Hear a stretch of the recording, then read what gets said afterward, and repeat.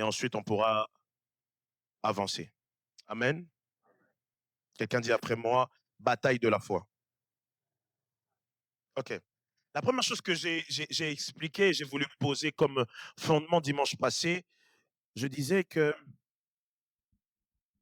lorsqu'on parle de combat de la foi, selon ce texte, Paul est en train de dire qu'en fait, il est en train d'achever sa vie. Il est en train d'achever, il vient de terminer. On va dire qu'il est à la fin de sa vie, il est à la fin de tout ce qu'il a pu voir, à la fin de son ministère. Et c'est comme si, dans ce texte, il est en train de passer le flambeau à Timothée. Il est en train de dire, quand vous lisez le livre de Timothée, le premier et le deuxième livre de Timothée, vous verrez que l'apôtre Paul donne des instructions. Il donne que des instructions. Il dit, voici comment il faut faire avec les veuves, voici comment il faut faire avec l'église, voici comment il faut faire avec ceux qui sont plus âgés que toi. Voici, c'est là où le verset le plus connu de la jeunesse parle, où on dit, jeune, que personne ne méprise ta jeunesse. Ça, c'est dans ce livre-là qu'on est en train de parler. C'est Paul qui est en train de dire à Timothée que personne ne méprise ta jeunesse. Il donne tellement de conseils à Timothée que il était en fait en train de donner le flambeau, de bâtir. Il se disait que après moi, sûrement Timothée va reprendre le flambeau. Et dans ces deux livres, on peut voir combien Paul est en train d'investir, un peu comme ici dans la source de vie, nous investissons. Nous investissons parce que nous nous disons que demain, toi, tu pourras investir dans les autres. Ce qui se passe aujourd'hui, tu es assis, mais demain, tu seras debout et tu pourras enseigner. C'est ce que Jésus même va dire. Ce que vous avez appris, partagez ça aux autres. À un moment donné, on ne sera pas éternel, malheureusement. On a reçu des prophètes. On a reçu du plus grand prophète de tous les temps, Jésus. Et Jésus a transmis à ses disciples. Les disciples ont transmis à leurs disciples, ont transmis à l'église, église par église, jusqu'à nos jours. Alors, Paul est en train de transmettre le flambeau et il dit à la fin de sa vie, c'est pour ça que j'ai beaucoup insisté, c'est que lorsque vous regardez 1 Timothée, 1 Timothée 6, si je ne me trompe pas, 1 Timothée 6, ça doit me revenir, 1 Timothée 6, combien? 12. 12, merci. 1 Timothée 6, 12, l'apôtre Paul parle encore, il encourage Timothée en lui disant, combat le bon combat de la foi. Mais dans 2 Timothée 4, il dit maintenant pour lui, parce que là, il encourage, il dit combat le bon combat de la foi, mais là, maintenant, il parle pour lui. Il dit, moi, du reste, j'ai combattu le bon combat, j'ai achevé la course, mais surtout, j'ai gardé la foi. Alors, une autre base que nous avons posée ensemble dimanche dernier, c'était aussi pour faire comprendre qu'il parle du combat, le bon combat de la foi. Il parle d'achever la course, mais il parle de garder la foi. On a l'impression, lorsqu'on regarde cette phrase, que garder la foi arrive en dernier, comme si garder la foi, c'était une conséquence. Non, non. Pendant qu'il combattait, il avait la foi. OK? Quand il dit j'ai gardé la foi, ça veut dire que pendant le processus de mon combat, j'avais la foi. Pendant que j'étais en train de courir, j'étais dans ma course, en sachant que Paul, c'est le même qui est en train de dire que quand on parle de course, on ne parle pas de course de sprint, mais on parle de course d'endurance. C'est lui-même qui le dit. C'est pas mon texte d'aujourd'hui, mais je voulais juste expliquer que lorsqu'on parle de course ici, ne pensez pas que c'est un sprint. C'est une course d'endurance. Aide-moi à dire à ton voisin, course d'endurance. Dis-lui, la vie chrétienne est une course d'endurance. Répète, la vie chrétienne est une course d'endurance. J'aimerais ouvrir une parenthèse. Ce n'était pas mon but, mais je vais ouvrir une parenthèse. Les amis, la vie chrétienne est une course d'endurance. Ça ne sert à rien de courir vite et de croire que plus vite tu cours, plus vite tu vas arriver. Non. La vie chrétienne est une course d'endurance. Ça veut dire que chaque fois que tu vas arriver à un palier, chaque fois que tu vas arriver à un niveau, tu devras être éprouvé. Et ça, on ne peut pas sauter des étapes. J'aime bien comme un homme de Dieu dit que si tu sautes, si tu brûles les étapes, tu brûleras par étapes. Si tu brûles les étapes, tu brûleras par étapes. La vie chrétienne n'est pas une vie de course, de sprint. Je vais très vite, je vais tout le temps à l'église pour qu'on puisse voir que moi je peux. Non, non, non, non, non. À un moment donné, on va te dire, hé, hey, stop. Tu peux être éprouvé. C'est pas tous ceux qui font la course. Moi, j'aime bien voir, surtout quand c'est le moment des Jeux Olympiques, on le voit très bien, quand on parle de course d'endurance. À vos marques, paix. Ça court. Tu vois déjà les premiers, les Américains, surtout les Américains, ils ont un don dans la course. Ils couraient, ils couraient, ils courent et ils courent. Et à la dernière minute, tu vois qui? C'est un Somalien qui gagne. Pourquoi? Parce qu'on se dit dans la tête, dans la mentalité, on se dit, plus vite tu vas, mieux tu vas arriver. Non, non, non, non. Dans la vie chrétienne, c'est pas plus vite. Dans la vie chrétienne, mieux tu sais tenir ton rythme, mieux tu vas arriver à achever ta course. Aide-moi à dire à ton voisin, la vie chrétienne est une course d'endurance. Non, je veux vraiment que tu dises à ton voisin, qu'il le comprenne. Dis-lui, la vie chrétienne, c'est une course d'endurance. Pourquoi est-ce qu'on vient tout le temps à l'église? Est-ce que Dieu, s'il nous parle une fois, ça suffit pas? Ça suffit normalement. La Bible dit qu'un seul mot de Dieu, c'est comme le centenier romain. Il dit à Jésus, il dit, je ne suis pas propre pour que tu viennes chez moi, mais dis juste un seul mot, et mon serviteur qui est malade, il sera guéri. Donc le centenier romain savait qu'un seul mot de Dieu suffit. Un seul mot de Dieu suffit pour qu'on ne puisse plus venir à l'église. Mais pourquoi nous venons à l'église? Parce que Dieu sait que l'être humain doit passer par des épreuves, par des batailles, pour qu'il remporte la couronne qui lui est réservée.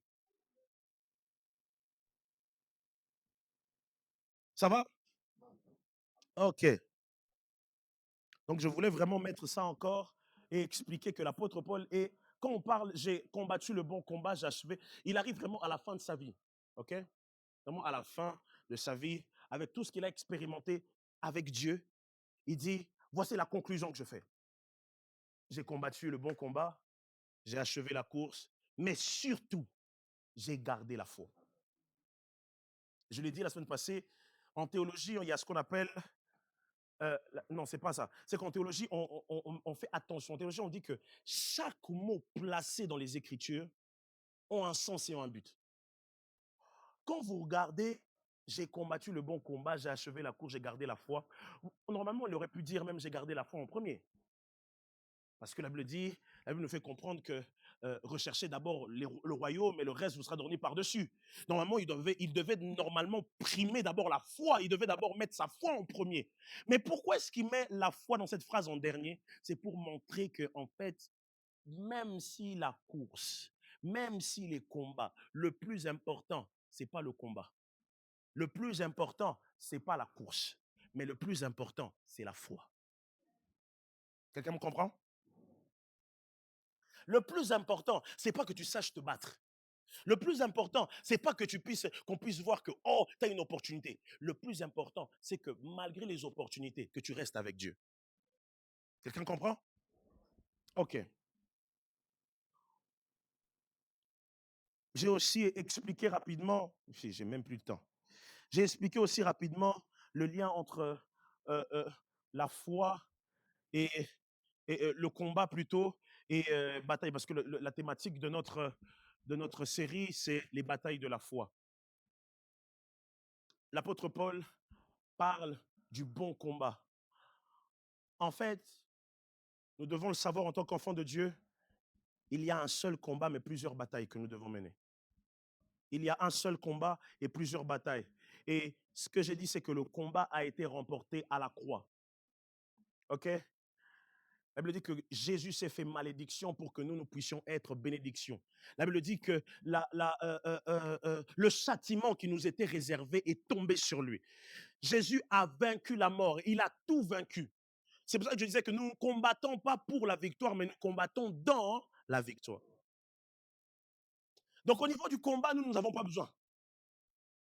Mais quand l'apôtre Paul parle du bon combat de la foi, c'est qu'il combat dans la victoire les batailles qu'il doit remporter dans la victoire de Christ.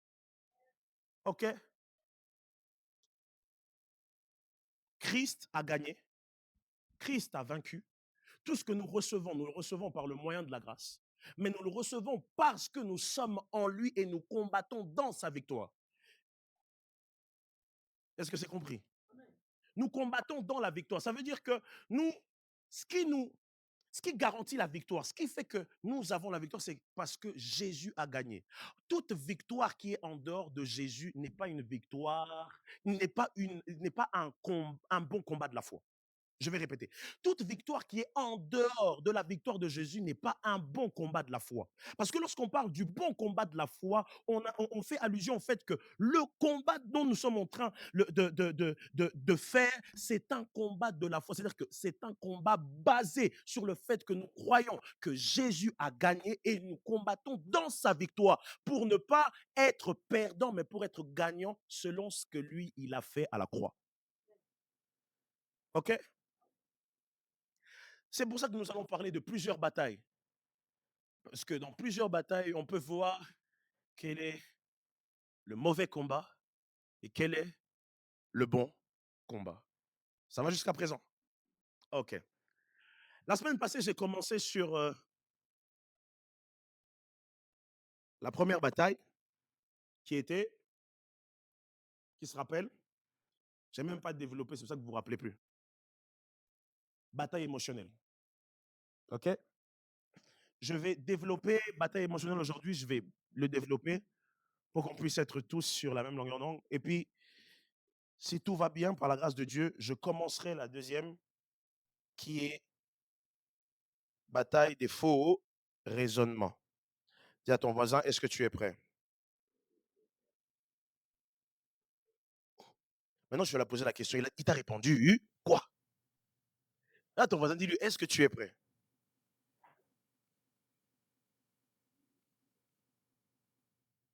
Il t'a répondu quoi?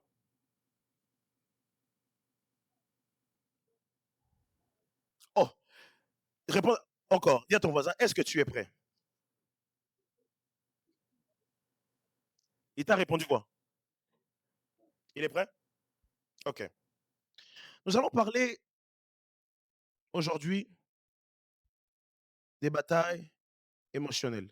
J'aimerais prendre le texte que j'ai pris la dernière fois, Luc 18, verset 1. Je prends les deux textes pour finir ça et nous passerons au second point. Alors, Luc 18, 1 à 9. Est-ce qu'on peut lire la parole de Dieu? Luc 18, 1 à 9.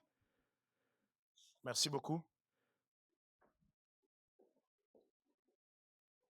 Je lis la parole du Seigneur.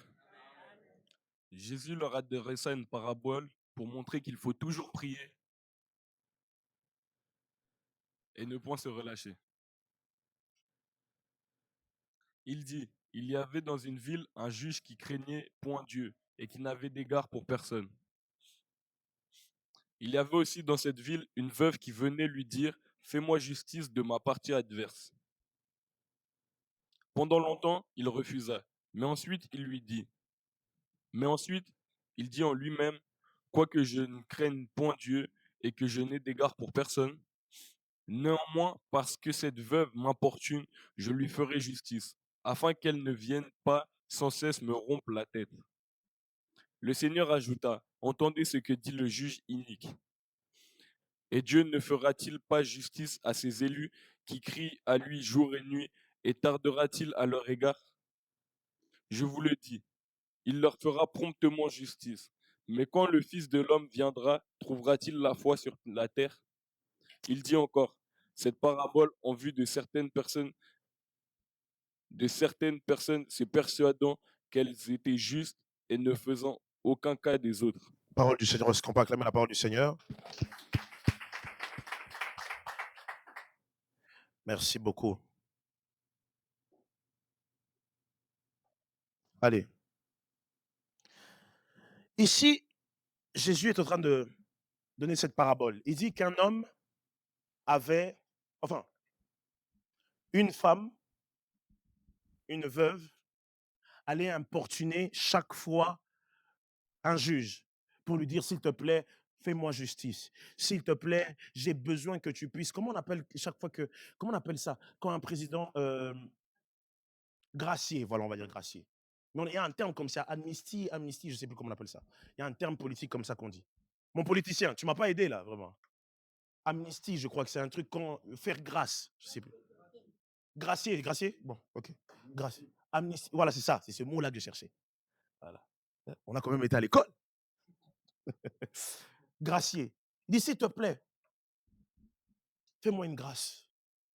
s'il te plaît, j'ai besoin d'être gracié.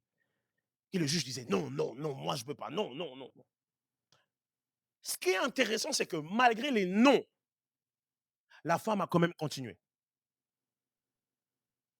Malgré les non, la femme a quand même continué. C'est en fait, dans la réflexion du juge qu'on comprend que cette femme avait vraiment une bataille émotionnelle.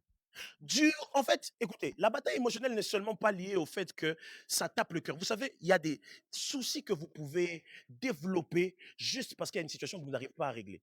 Et parce que cette situation que vous n'avez pas à régler, ça développe en vous un souci tellement énorme que ça détruit même votre santé.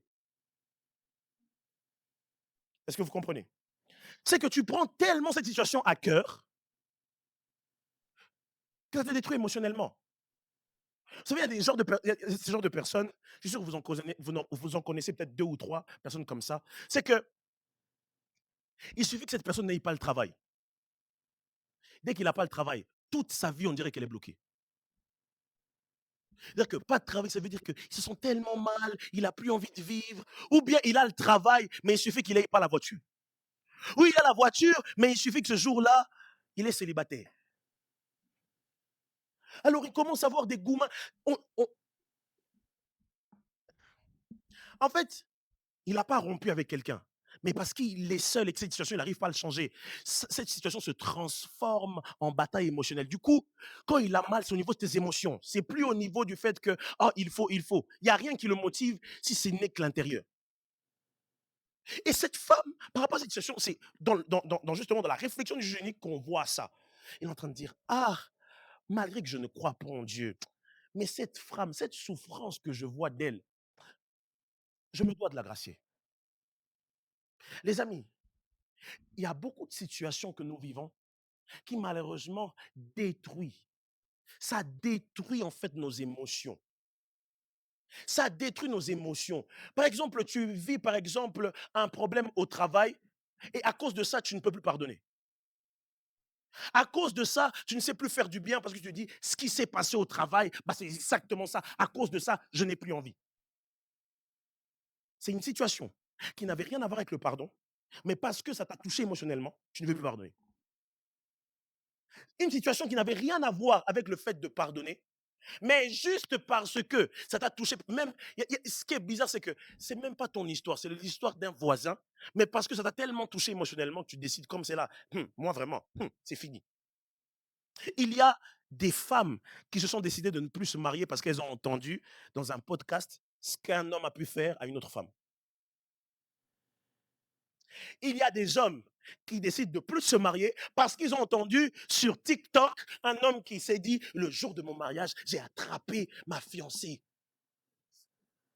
Donc, l'attrapage de fiancée de l'autre, c'est ça qui fait que tu n'as plus envie de te marier. Un problème qui finalement devient. C'est pour ça que des fois, en fait, tu n'es pas libre parce que, en fait, une circonstance a détruit émotionnellement la voie par laquelle Dieu devait passer pour élever quelque chose en toi. Et c'est l'homme, c'est le juge qui dit, ah, même si je la crois, je dois quand même la gracier. Je dois quand même la gracier. Les amis, je l'ai dit dimanche passé et je vais encore le dire, c'est que le diable cherchera toujours à toucher votre cœur. Je suis en train encore de répéter ce que j'ai dit dimanche passé, hein. Le diable va toujours essayer de toucher votre cœur. Parce qu'il sait s'il touche votre cœur, il déstabilise votre vie. C'est pour ça que la Bible dit, garde ton cœur plus que tout. Regarde ton voisin, dis-lui, s'il te plaît, garde ton cœur. C'est de là que je rejoins le témoignage de Kétia, qui dit, j'avais une amie, et du jour au lendemain, elle me dit, t'as changé, et tout ça. Et en fait, tu dis, mais la relation s'est brisée. Moi, j'avais pas prévu ça, enfin. Moi, je pensais que c'était un contrat d'amitié indéterminé. Mais là, ça devient un contrat d'amitié déterminé. Qu'est-ce que je vais faire? Et à cause de ce genre de choses, beaucoup de gens après se disent, bon, moi, comme c'est là, je n'aurai plus d'amis. Je n'aurai plus d'amis parce que les amis de ce monde, ils abandonnent. J'aurai plus d'amis. Mais Dieu, pour te bénir, il passera toujours par un homme. Si tu bloques ce passage-là, tu bloques ta vie. C'est là où ça demande à se battre pour se dire, malgré la méchanceté des hommes, je dois passer par-dessus. Qu'est-ce qu'on fait quand quelqu'un est ingrat? Qu'est-ce qu'on fait quand quelqu'un est ingrat? Ça tue émotionnellement les gens. L'ingratitude, ça fait pas mal juste. Non, non, l'ingratitude, ça fait mal aux émotions. Imagine-toi que ton meilleur ami, quelqu'un que tu considères, il est ingrat. Tu fais comment? Là, on va dire, on va prier dans quelle direction? On va chasser le démon d'ingratitude? Non! L'ingratitude va toucher quoi? Ton cœur! Et c'est là où tu dois te battre. Ça touche tes émotions, ça touche tes sentiments. L'ingratitude. J'ai donné de l'eau à Samuel. Samuel, il m'a dit merci, mais après il m'a dit, hi, regardez, au lieu de m'acheter une grande bouteille, il m'a acheté une petite bouteille. Si, je bois quand même parce que j'ai soif, mais en vrai de vrai, j'aurais pu moi-même m'acheter. Hein. Mais je t'ai donné de l'eau, Samuel, tu parles de moi comme ça. Ça peut directement fermer la porte de ta destinée. Est-ce que je peux ouvrir une parenthèse? Lorsque tu, lorsque tu crois que toi, tu peux changer, mais que les autres ne peuvent pas changer, tu es un sorcier. Je répète. Lorsque tu crois que toi, tu peux changer, mais les autres ne peuvent pas changer, c'est que toi, tu as un problème spirituel. Chaque homme est appelé à évoluer. Mais si toi, tu dis, il m'a fait du mal, lui, il ne peut pas changer, c'est que toi, tu as un problème. Et tu n'as pas un problème au niveau spirituel, tu as un problème au niveau émotionnel. Tu es blessé. Et par rapport à ça, tu as besoin de la grâce de Dieu. C'est pour ça que j'ai pris ce texte. Parce que ce texte, on voit tellement bien que la veuve, elle avait juste besoin de la grâce. Et c'est là où Jésus va rebondir pour dire que, et je vais même ralentir ici. Vous savez, dans ce genre de bataille, vous avez besoin de deux choses. De la grâce de Dieu, mais vous avez surtout besoin de la prière. Parce que Jésus commence la parabole, cette parabole, il dit, cette parabole, elle est pour que vous puissiez toujours prier. Jésus, ce qui est étonnant, my goodness, ce qui est étonnant, merci parce que c'est arrivé. Ce qui est étonnant, c'est que Jésus dit, pour les blessures émotionnelles, il ne faut pas jeûner, mais il faut prier. Les blessures émotionnelles, en fait, j'ai envie de te faire comprendre un truc. Est-ce que je peux te choquer? C'est que quand tu es en gourmand de relation amoureuse, ça ne sert à rien de remplacer ce gourmand par une autre relation. Il faut remplacer ce gourmand par la prière. Les blessures émotionnelles ne se remplacent pas par le fait qu'il faut que ceci. Non, non. Lorsque tu pries, celui qui a créé tes émotions sait comment le remplacer. Quelqu'un me comprend? C'est pas une bataille que tu dois te battre. Souvent, c'est ce que j'entends et vous avez sûrement déjà entendu ça. C'est que quand quelqu'un est émotionnellement atteint, qu'est-ce qu'il fait? Il s'isole de la société, la solitude. Moi, les gens, il faut plus me parler. Moi, il faut plus me calculer. Moi, ceci, j'ai tellement été blessé. Je vais travailler. No pain, no game. No game, hein, tous, hein, no pain, comme tu connais là. Pourquoi? Parce qu'on veut se construire tout seul parce qu'on a été blessé. Les amis, pourquoi est-ce que Dieu est celui qui s'appelle le restaurateur? Pourquoi Dieu s'appelle le restaurateur? Il s'appelle le restaurateur parce qu'il sait restaurer. La Bible dit quoi? Je vous redonnerai les années que les sauterelles ont dévorées.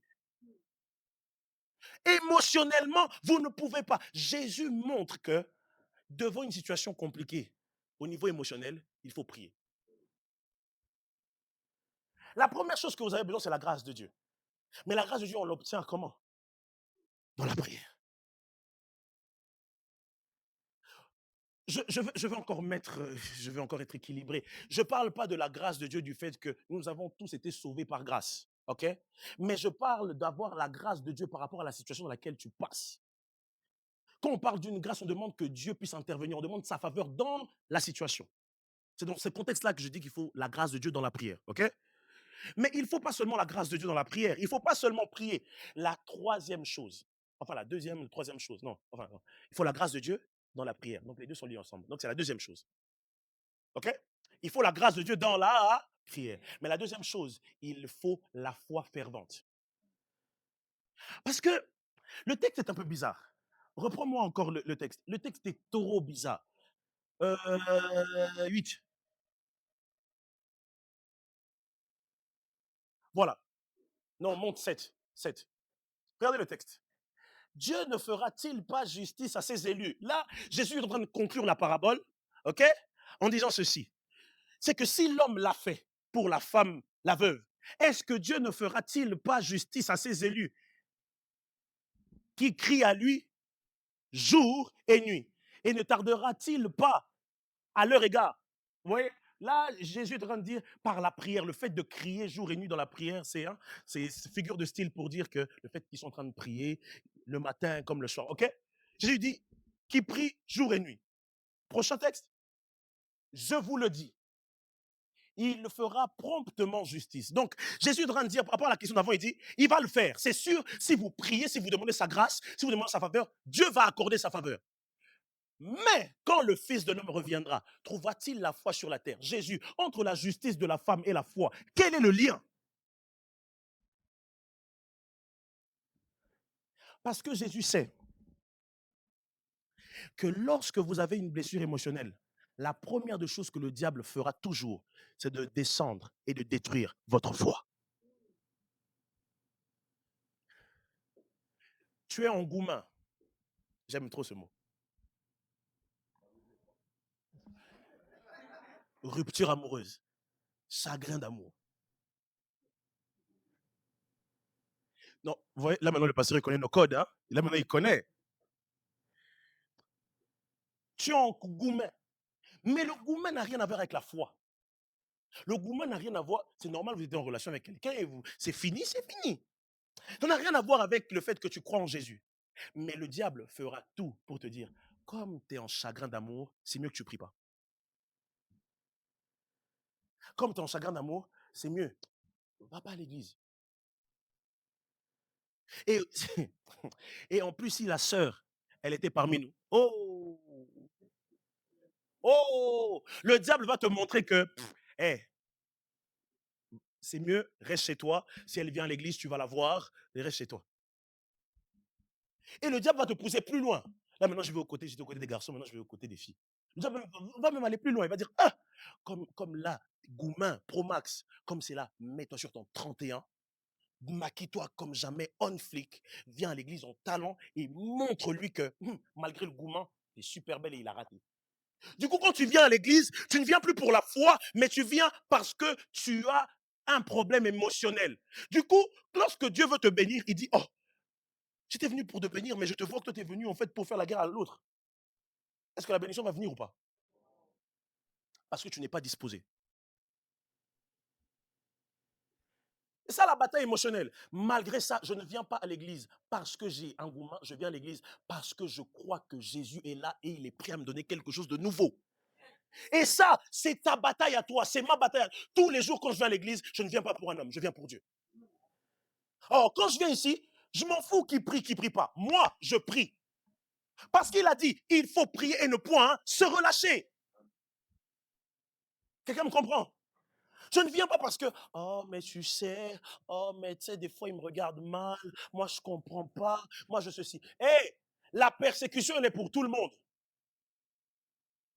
C'est ça, combattre le bon combat de la foi. Et se dire, j'ai l'opportunité de rester à la maison, j'ai l'opportunité de rien faire, j'ai l'opportunité de rester bloqué, fermé, parce que personne ne me veut. Mais puisque Christ me veut, je viens que pour lui. Ça vous demandera de vous battre. Est-ce que je viens ou je viens pas?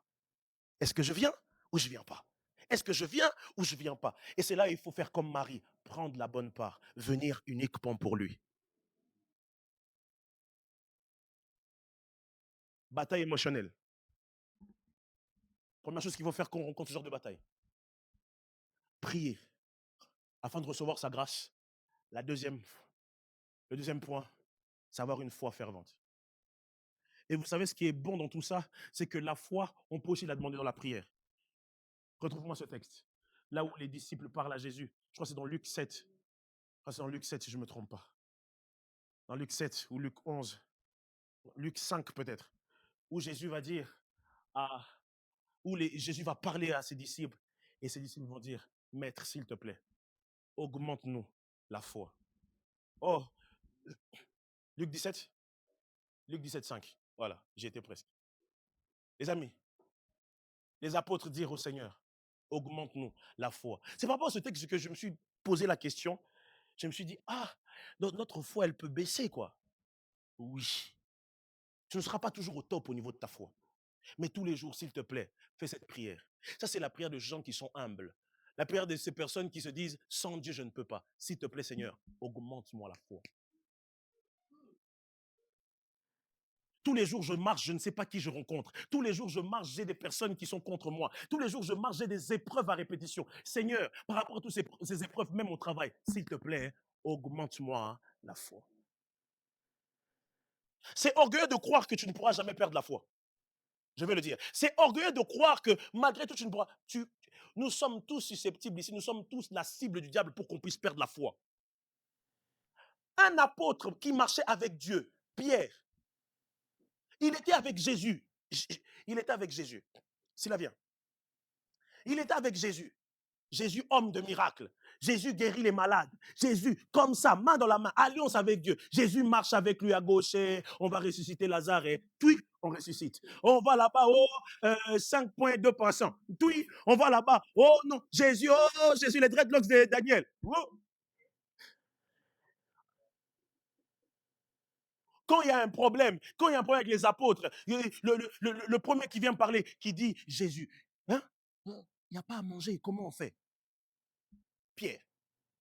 Oh, Jésus, comme c'est là, on va traverser de l'autre côté.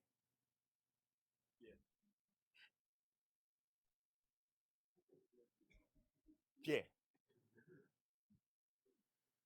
Et à chaque fois, même quand ils arrivent dans la barque et tout ça, Jésus arrive et tout. Qui dit à Jésus, permets-moi que je marche dans l'eau? Pierre. Qui tombe? Pierre. Qui s'enfonce? Pierre. Pierre arrive et Pierre il dit, hein, à qui irions-nous? C'est toi qui as les paroles de la vie. Jésus, à un moment donné, Jésus, il aimait beaucoup les devinettes. C'est pour ça que moi, j'aime beaucoup les jeux de pays, les trucs là. J'aime beaucoup ça aussi. Donc. Jésus aimait bien tester un peu les disciples. Il arrive, ok, eux, je sais qui disent celui, hein, vous, hein, qui suis-je? Qu'est-ce que le monde dit? Tout le monde dit, oh, tu es Belzébul, tu es fils de ceci, tu es cela. Mais vous, maintenant, vous, là, les apôtres, qui dites-vous que je suis? C'est toujours le même Pierre qui va dire, tu es le Messie. Pierre avec Jésus, hein, vous voyez, quand je le serre la main, c'est pour vous montrer qu'il y a une relation fusionnelle. Lorsque vous allez dans Matthieu chapitre 13, si je ne me trompe pas, la Bible dit qu'il monte, Jésus était toujours avec trois, ça veut dire qu'il avait trois Dupont. Ça veut dire qu'il y avait Pierre, Jean et...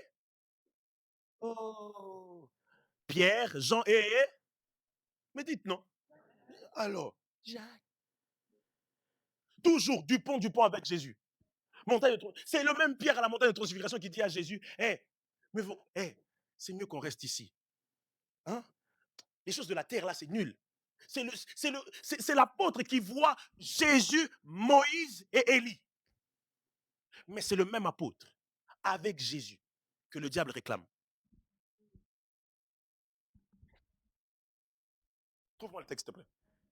C'est le même apôtre avec Jésus. C'est-à-dire que Jésus est avec lui. Ce n'est pas que Jésus est loin ou Jésus est en esprit. Non, Jésus est physiquement avec lui, mais le diable a comme osé le réclamer.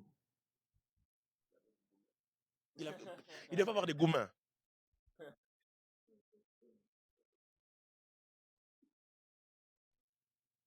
Pierre, faisant des miracles, il avait...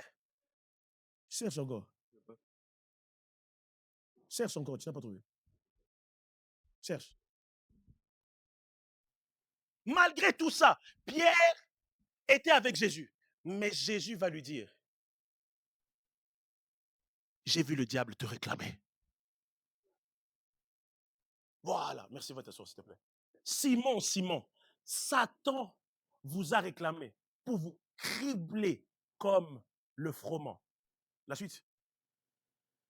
Mais moi, j'ai prié pour toi, pour que ta foi. Ça veut dire que nous tous ici, nous sommes cibles pour que notre foi puisse se perdre. Pour que nous puissions perdre notre foi. Nous tous ici. Si l'apôtre Pierre qui est à côté de Jésus, si l'apôtre Pierre qui est à côté de Jésus, il a failli perdre sa foi, et toi? et moi. Mais ce que j'ai aimé, c'est que Jésus va dire, j'ai prié pour toi, afin que ta foi, la foi est toujours liée à la prière, les amis. À tes souhaits. La foi est toujours liée à la prière. Jésus leur montre cette parabole pour leur dire qu'il faut toujours prier et ne point. Hein. Alors pendant juste 1 minute, lève ta main droite et commence à prier pour ta foi. Commence à prier, dis Seigneur, je ne veux pas perdre ma foi. Seigneur, je ne veux pas perdre ma foi. Élève ta voix et prie le Seigneur, élève ta voix. Alors, deuxième texte, on va pas lire parce que si on lit, je perds un peu de temps. On va trouver le texte et on va vous donner et puis on va mettre quelques textes, quelques versets. C'est un homme qui s'appelle Jaïbet. Quelqu'un dit après moi Jaïbet. Quelqu'un dit après moi Jaïbet. Jaïbet était un enfant, c'était le 1 Chronique 4. Ok. 1 Chronique 4. Ok, voilà. Ouais, arrête-toi là. Ok. Jaïbet, tu peux mettre le 9 ou 8. Voilà. Arrête-toi là. Jaïbet était le dernier. Ok, c'était un enfant qui était le cadet. Les cadets, si tu es cadet de ta famille, lève la main. Yeah. Levez la main peu les cadets, n'ayez pas peur. Yeah. Non, pas unique. J'ai dit cadet. Cadet, lève la main haut. Unique, lève la main. Afin que quiconque croit en lui. Premier de la famille, lève la main. Hey! Église des aînés, hein? Toi qui es aîné, je prie pour toi, réussis dans tout ce que tu feras. Toi qui es cadet, je prie pour toi afin que tu ne puisses pas répéter les erreurs de tes prédécesseurs. Toi qui es au milieu, fais mieux. Dis à ton voisin, bats-toi tout seul, bats-toi tout seul, bats-toi tout seul. Elle lui dit que Jaïbet était le plus considéré que ses frères. Sa mère lui donna le nom de Jaïbet en disant, c'est parce que je l'ai enfanté avec douleur. Les amis, il y a des blessures ou des batailles émotionnelles que nous avons au niveau de la famille. Bataille émotionnelle, j'ai dit que le 1, hein, bataille émotionnelle, première bataille, c'est bataille émotionnelle. Dans les batailles émotionnelles, première bataille que nous rencontrons, c'est les batailles qui sont liées à des circonstances et qui touchent nos émotions. OK? Comme c'est un enseignement, c'est une série, je vais poser parce que si je pars trop vite, OK? Et maintenant, dans ce genre de bataille, il y a 2 choses à faire. Il faut prier pour recevoir la grâce de Dieu. Et la deuxième chose qu'il faut faire, il faut avoir une foi fervente. OK, là, on est prêt. Ça va, hein? Ah, c'est la première bataille émotionnelle qu'on rencontre. La deuxième bataille émotionnelle qu'on rencontre, c'est au niveau de la famille. OK? Ça va ici, jusqu'ici? Ceux qui notent, ça va? Danaï, je te fais confiance. Danaï, dorénavant, c'est pas que j'aime pas si. Non, j'aime trop Silla. Silla, il sait que j'aime. Mais dorénavant, c'est toi qui vas commencer à lire. Comme le mardi. Hein? Comme ça, comme le pasteur dit, hein, il aime bien un peu de voix féminine. Comme ça, notre ami va un peu se reposer. Un peu trop de testostérone. Amen. Parce que je l'ai enfanté avec douleur. Il y a des batailles émotionnelles qu'on doit lutter avec nos familles. Les amis, il y a des paroles. En fait, il y a des paroles que tes parents ont prononcées à ton sujet qui fait en sorte que même quand tu avances, même quand tu veux aller plus loin, mais quand tu es tout seul et que tu y penses, ça trotte dans la tête. Et le diable sait que si l'arbre, pendant qu'il grandit, il est courbé, ce sera difficile, quand il sera très grand, de le redresser. C'est souvent dans votre enfance que vous avez des traumas émotionnels qui fait en sorte que vous n'arrivez pas à avancer par la suite.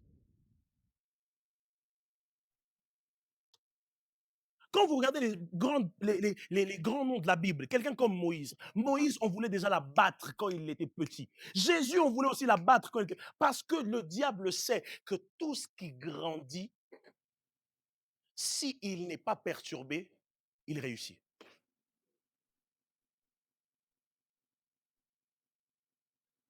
C'est pour ça que le diable, au niveau même de ta foi, il va toujours envoyer ta famille. Les gens de ta famille qui vont dire, tu commences à prier, toi. Tu ranges ta chambre, elle est toujours sale. Comment tu peux prier? C'est des petites piques, ça te fait mal, ça te fait kiou. Et à cause de ça, des fois, tu ne veux pas venir à l'église. Il y a des gens, même à cause de ça, ils ne veulent pas évangéliser. Ils me disent, je ne suis pas propre. Il y a des gens, à cause de ça, ils se disent, tu sais quoi, les gars, baptisez-vous, pas moi. C'est quoi la raison pour laquelle tu ne veux pas te baptiser? Le problème, c'est que, en fait, tu vois, ma famille. Oh, mais je pensais que le salut était individuel. C'est pour ça que je l'ai dit la semaine passée et je le redis.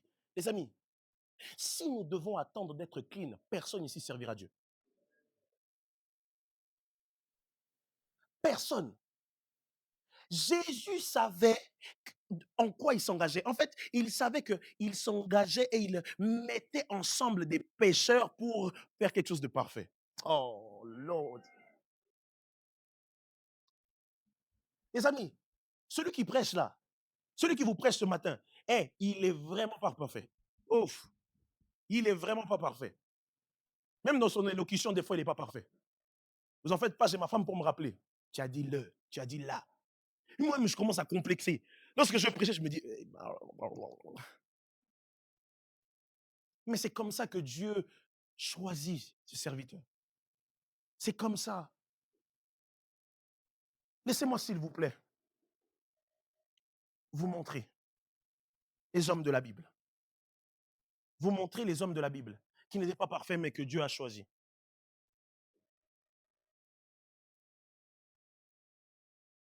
Joseph, Dieu l'a choisi.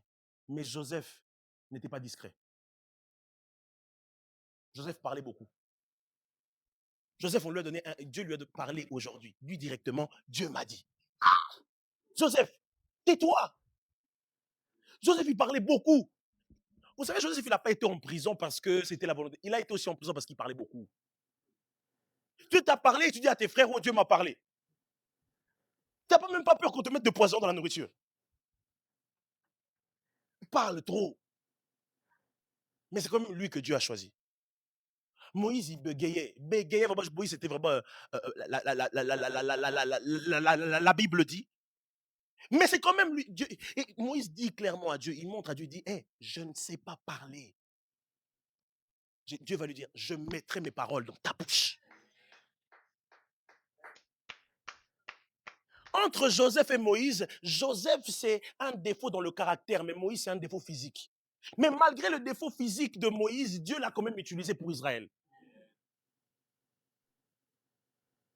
David. David, s'il était dans notre époque, fou. David était ce genre de chantre. Il vient, il chante, il prêche à l'église, mais le lendemain, il va là-bas, il tue quelqu'un parce qu'il veut juste coucher avec la femme de la personne. Mais un homme, moi. Mais quand même, c'est celui que Dieu a dit que c'est l'homme selon mon cœur.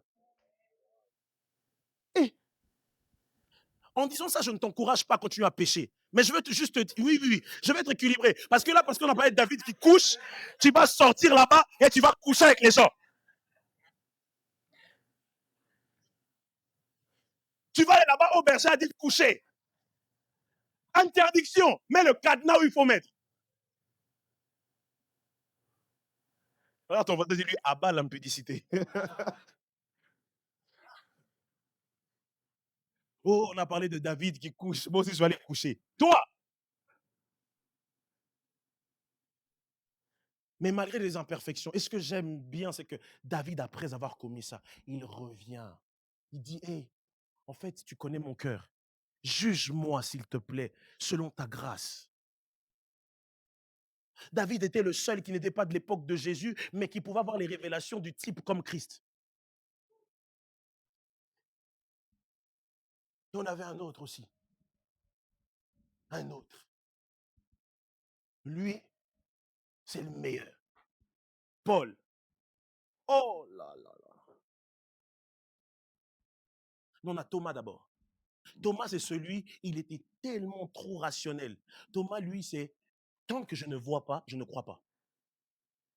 Fâchez-vous comme vous voulez. Tant que je ne vois pas, je ne crois pas. Et là, il vous amène des réflexions. Il dit, ouais, mais moi, je ne comprends pas en fait ce que les gens ils ressentent. Moi, j'aimerais le ressentir et tout, mais je ne comprends pas.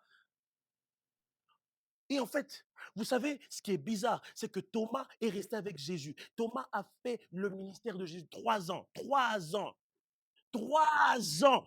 Thomas est resté avec Jésus. 3 ans. Mais Thomas montre encore son incrédulité après que Jésus soit ressuscité. Donc, il est possible que tu sois ici, que tu goûtes au Saint-Esprit, que tu vois des choses, mais que tu restes incrédule.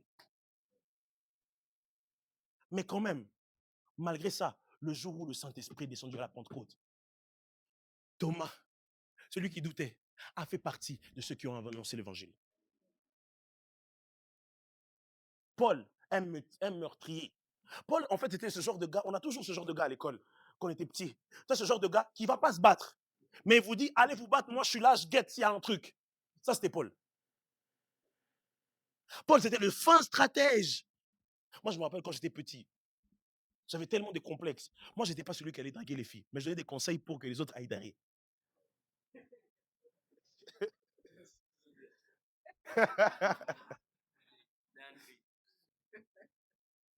C'est encore pire. Parce qu'il va se tromper là-bas, toi tu fais pause Pilate. Moi, je t'avais dit. Mais malgré ça, Dieu a choisi Paul. Les amis, Dieu n'attend pas que tu sois parfait pour le servir. De là où tu es, il te voit. S'il te plaît, sers Dieu. Là, ton voisin dit lui, sers Dieu.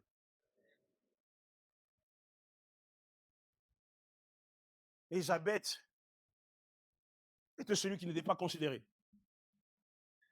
Celui qui n'était pas considéré.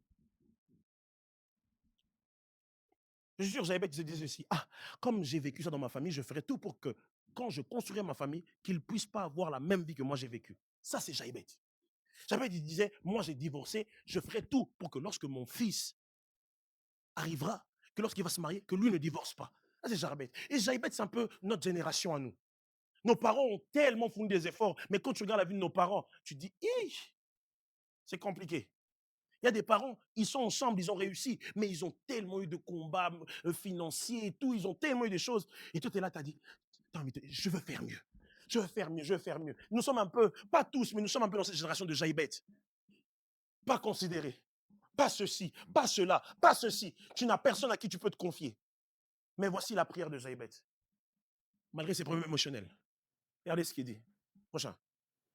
Il invoqua l'Éternel. Il invoqua Dieu. Vous voyez que les problèmes émotionnels, encore une fois, c'est le deuxième passage que nous voyons. Et à chaque fois que nous voyons la souffrance, la personne qui souffre, son premier réflexe, c'est quoi? C'est de prier.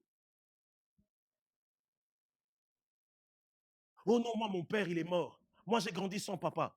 Grandir sans papa, ça fait mal. Mais il y a un papa qui t'attend dans le lieu secret. C'est Jésus même qui nous le présente. Il dit, entre dans ta chambre et dis-lui, mon Père qui est dans les cieux. J'avais bête avocat, le Dieu d'Israël, en disant, si tu me bénis et que tu étendes mes limites, si ta main est sur moi, enfin, si ta main est sur moi, quelqu'un doit dire à la fin de ce culte, Seigneur, ta main sur moi.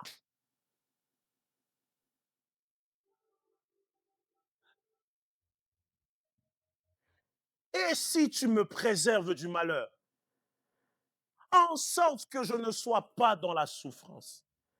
Et ces trois petits points m'ont toujours dérangé. Pourquoi trois petits points? Ça veut dire que j'avais des choses à dire à Dieu. Les amis, il y a des prières que tu n'as pas encore fait. Je peux répéter ça. Il y a des prières que tu n'as pas encore fait. Vous savez, il y a la prière de ceux qui... désolé, je ne veux pas essayer de faire quelque chose de péjoratif, mais j'ai juste envie de vous montrer quelque chose.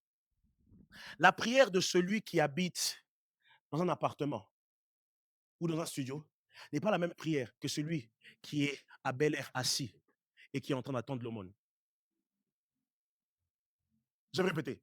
La prière de celui qui a mangé le petit déjeuner ce matin et la prière de celui qui ne sait pas qu'est-ce qui va se passer au cours de la journée ne sera pas la même.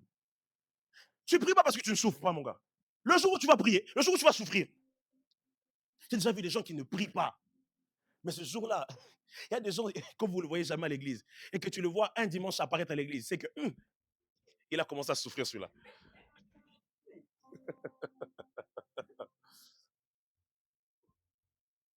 Les amis, Chaïbet parle à Dieu. Il dit, si tu m'éloignes de la souffrance.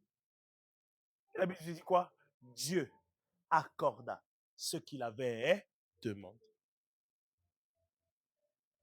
Les amis, quand ça te fait mal, crie à Dieu. Quand ça te fait mal, crie à Dieu. Quand ça te fait mal, va pas sur TikTok, ne fais pas des lives pour dire qu'on m'a fait du mal. Non, crie à Dieu. Notre génération, on aime trop mettre des statuts visés. Tu prends seulement là, tu vois, un peu comme Justine, tu vois un peu comme tu prends par exemple un post que, je sais pas, un homme de Dieu a mis sur son Snap ou son Instagram. Tu prends ça, tu mets ça en story. L'homme regarde l'apparence, mais Dieu regarde le cœur. Tout le monde veut t'abandonner. Tu sais que la personne qui t'a fait du mal, elle va voir ta story. Mais tu mets quand même. Les amis, lorsque ça vous fait mal, allez vers Dieu. Dieu est disponible. Oh non, comme c'est là, bon, comme moi je suis, chance, elle commence, bon, comme il y a Dorcas, ça m'a fait mal, comme ça c'est fini. Moi, c'est fini comme c'est là. Allez, on va commencer à mettre sur, les grandes sœurs, il ne faut pas en faire confiance. Les grandes sœurs, il ne faut pas en faire confiance. Yeah. Quand il y a Dorcas te fait mal, va dans la prière. Si ton créateur a su toucher les rois à l'époque de Daniel et à ton époque, il ne pourra pas toucher ta sœur. Le Dieu de la Bible est complet, mais nous, on lui rend incomplet.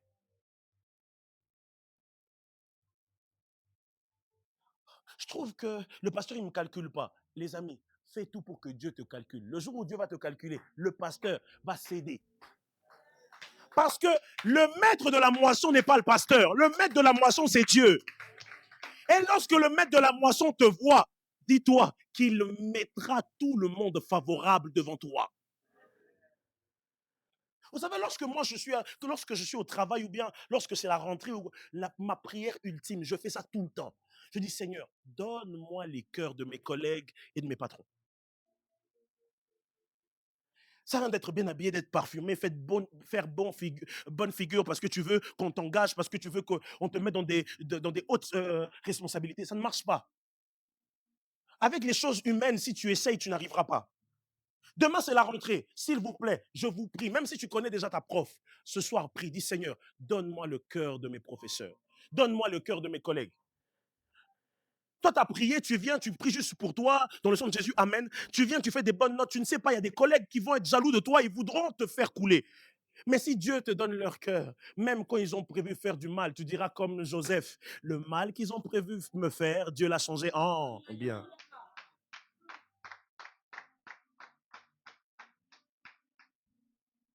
Les amis, la prière. Seigneur, je suis disposé. Je suis disposé pour que les choses se passent. J'avais prévu que ce dimanche de parler des faux raisonnements. Mais je pense que je vais m'arrêter par là. Je pense que je vais m'arrêter par là. Faux raisonnements, j'ai 6 points que je dirai dimanche prochain. Aujourd'hui, je voulais quand même reformuler, faire asseoir cette bataille émotionnelle. Dimanche prochain, on parlera vraiment, je commencerai par les faux raisonnements directement. Les amis, ce qui est beau, c'est que la Bible dit que Dieu accorda ce qu'il avait demandé. Les amis, ce matin, quelqu'un veut prier peut-être. Quelqu'un qui est dans une bataille émotionnelle quelconque. J'ai tellement bien développé ce matin que peut-être tu t'es retrouvé dedans. S'il te plaît, Jaïbet invoqua l'Éternel, invoqua le Dieu d'Israël. Et la Bible dit que Dieu accorda ce qu'il avait demandé. Ce matin, Dieu veut t'accorder ce que tu demandes. Elle me dit que il nous accorde, il nous exauce si nous demandons tout selon sa volonté. Et ce matin, sa volonté est là. Sa volonté est près de toi.